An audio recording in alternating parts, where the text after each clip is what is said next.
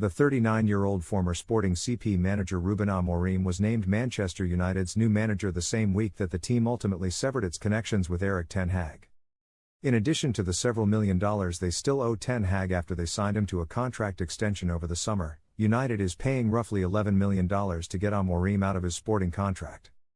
They are also paying Amorim's salary, any additional compensation to get some of his assistants out of their contracts, and whatever else they are paying those assistants. To put it another way, a team is losing a lot of money as a result of this coaching change. Given all of the cost-cutting measures taken by Ineos, United's new football-only owners, over the summer, it doesn't seem good, but, well, I suppose, Ineos has finally found their man. Let's ask ourselves some questions, much like we did when Liverpool signed Arne Slot. Why, therefore, did they do it this way? Man United should be given some credit because they had a plan in place for ten Hag's replacement before firing him. No, it was very obvious that they had Amorim lined up, and they must have finally decided to let go of ten Hag since he was willing to join the group. Since transfer periods don't restrict managerial decisions, you should relocate if you're not sure you have the best coach and a better one becomes available. That's what Liverpool did when they brought in Jurgen Klopp to replace Brendan Rodgers, and I think that choice turned out to be quite successful. Conversely, this procedure is awful. Amorim was obviously available during the summer when he went to interview for the West Ham position. Instead of extending ten Hag, you could have simply employed him at that time. Last season, United was terrible.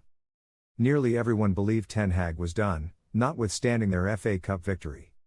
I'm searching the dark corners of my brain, which is a frightening place, for a sound decision-making process that resulted in this circumstance, but I'm finding nothing.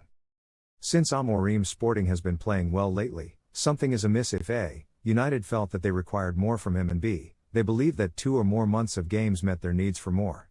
If the club had higher expectations for this season's Man United squad under ten Hag, then something is amiss. They were fortunate to be so high, although they finished 8th last season.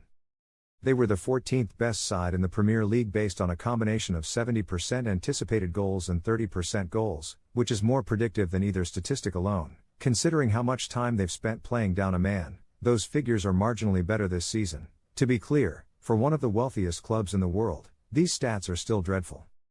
However, given that the coach essentially did the same thing the previous season, what did you expect?